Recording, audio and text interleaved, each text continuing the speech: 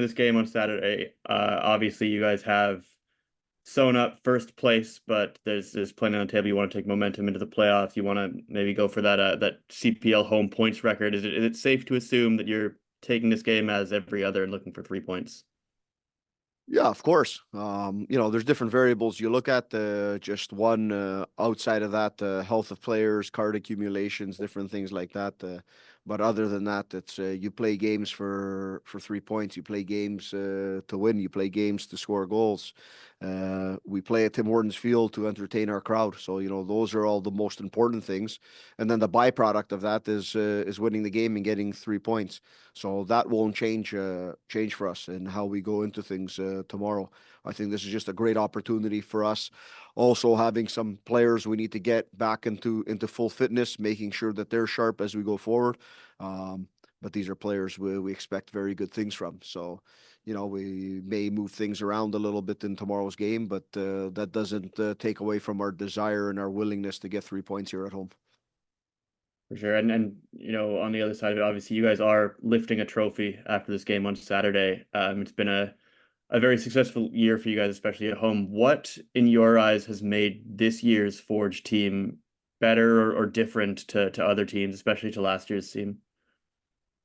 Yeah, I think to be honest, the consistency in our play, um, and not only that, the not the quality of the depth because we've always had depth, but their ability to step up and come out of situations sometimes when players aren't playing for a few games and then coming in and becoming very important. I think that's important. That's a crucial part to being good over the season. Not relying just on 10, 12, 13 players. Here we have everyone in this room who's played a crucial role in what they've done from our most seasoned guys to a U Sports pick in Amadou Kone, to Matteo Schiavoni giving us a very important 3 points in Vancouver, a month back in the 87th minute. So, everyone has played their role, and I think that's been the most important thing in this season. And we've challenged ourselves. We've challenged ourselves to be good across different competitions. We challenged ourselves to be a better team at home than we were last year. Because that was uncharacteristic of us, and that's what let us down throughout the longer parts of the season. And you know, we also wanted to make sure that we get the CONCACAF spot through this route. Last year was the first opportunity to do that as a league. We let ourselves down, and when we let ourselves down here at Forge, it gives an opportunity for others. So we wanted to make sure that we did it right in 2024. So that first phase has finished, and now we go into this next phase. And you don't wait for the playoffs. You don't take these two games and say, hey, we'll take this easy and we'll get into the playoffs. This is all preparation for those games, no different than we've done since 2019. All games leading up to those have always been about how you prepare to be at your best, and we use these two games to do the same thing. Perfect. Thanks, Bobby. I'll let Adam jump in here. Adam, you good to go? Yeah, thank you, Bobby. First of all, congratulations on securing the Shield. Obviously, an incredibly impressive season for you guys, and I'm sure it'll be a nice moment with supporters and family at the weekend.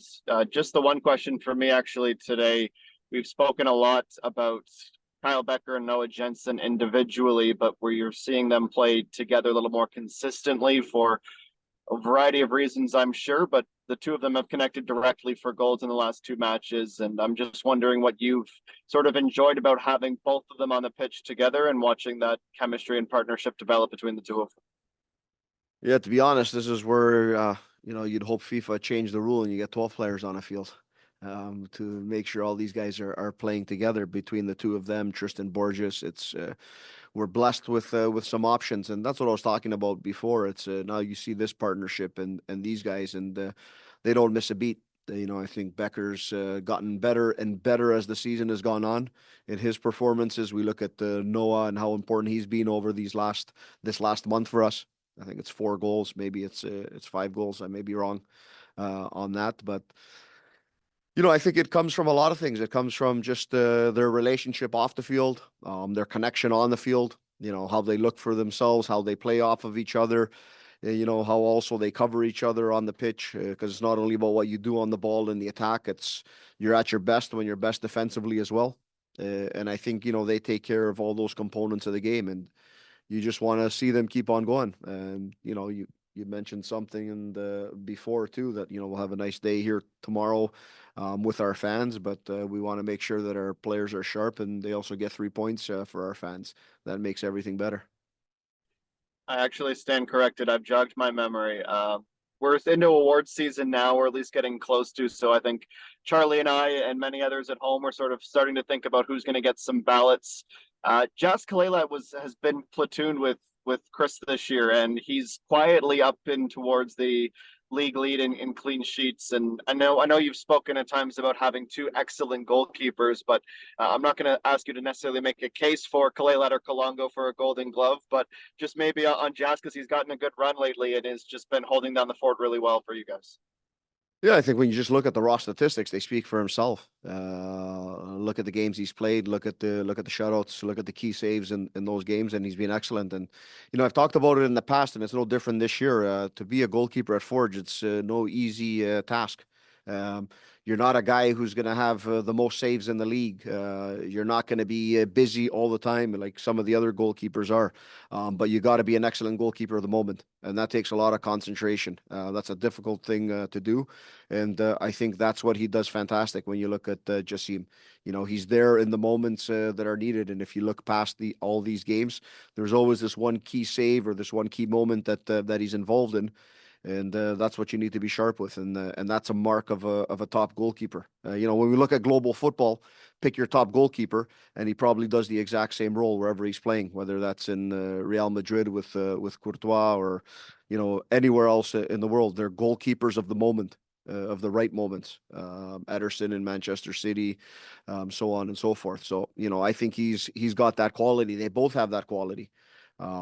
I don't know if you build that quality playing here, if it comes through training, comes through the discussions we have, but it's one thing I look for in the goalkeepers, and I'm happy we have it. Thanks, Bobby. Charlie, you have another question?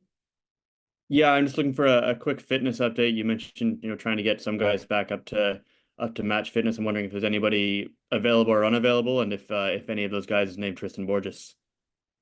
Yeah, Tristan Borges, he's not available this week. Him and Cisse, the two players that aren't available. Other than that, everyone is there, and Tristan's back into full training, and we'll bring him in the right way, and he'll be ready to play next week. Lovely. Thanks, Bobby. Thanks, guys. Thank you.